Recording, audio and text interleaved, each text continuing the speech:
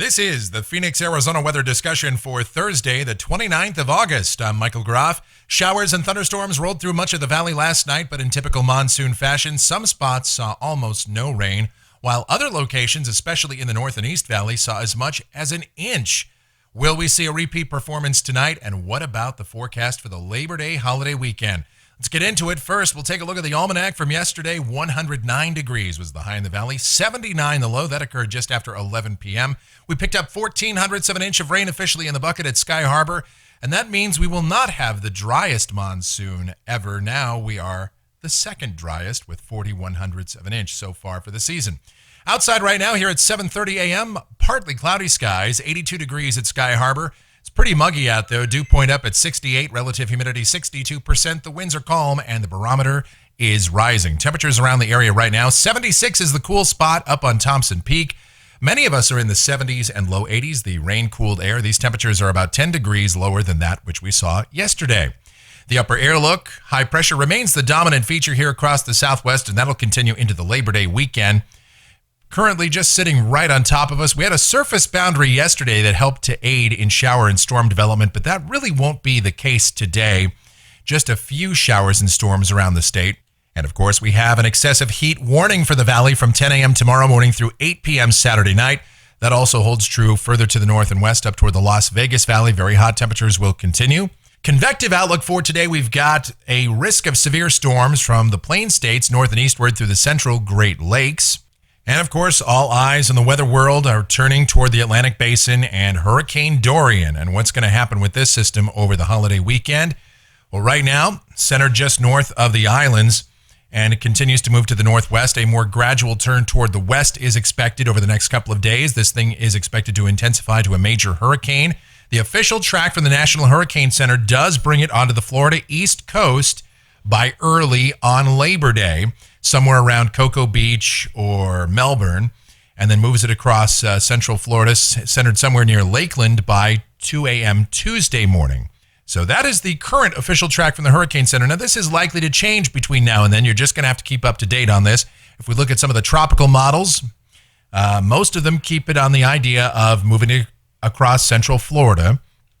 But the GFS ensemble, you see the ensemble mean, the black line there, moves it across the Florida Peninsula, curving it northward out into the extreme eastern Gulf, right into the Panhandle, and then up through Georgia and the Carolina coast. The European ensemble is a little bit further to the right or east, and that has been the trend there. Hopefully, some of these models that keep it offshore entirely come to fruition, but right now the idea is that this will make landfall on the Florida East Coast. But really, if you're anywhere from West Palm Beach all the way up to Wilmington, North Carolina, you're going to want to keep an eye on this system over the next several days and how this evolves. All right, the precipitation outlook valid through next Thursday morning from the WPC. Rain amounts here in the valley doesn't look all that optimistic. Some spots across the state could see as much as an inch or so. And we'll get into the details of it now as we take a look at the models. Check it out, the GFS. This is the 06Z run valid at 2 o'clock this afternoon. Pretty deep trough over the eastern third of the country, bringing down some cooler, drier air there.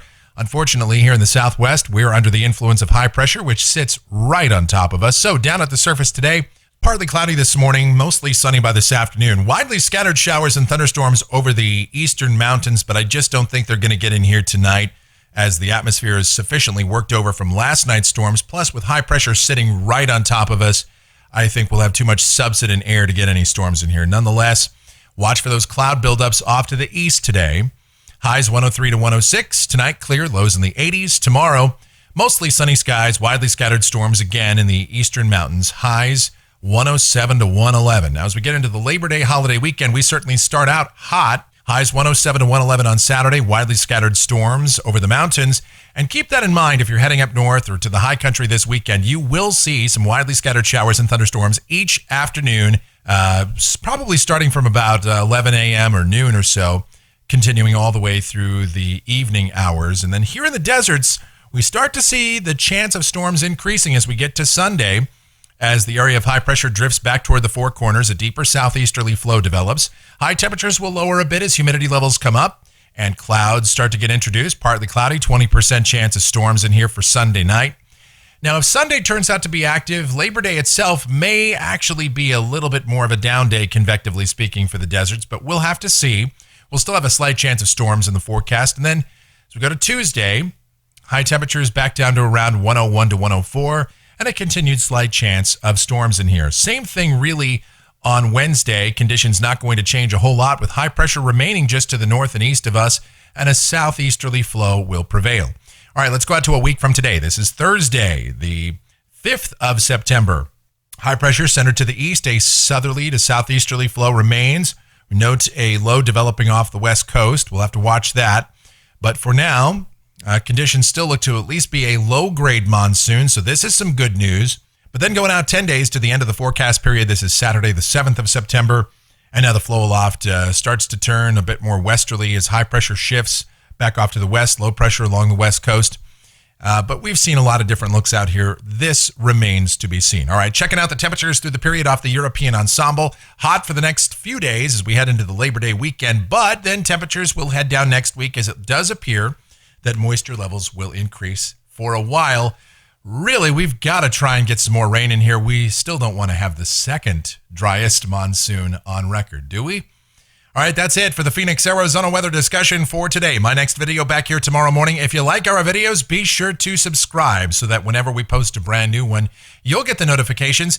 Your comments, questions, and suggestions are always encouraged as well. Really do appreciate you guys watching. Thank you so much. Have yourselves a great Thursday.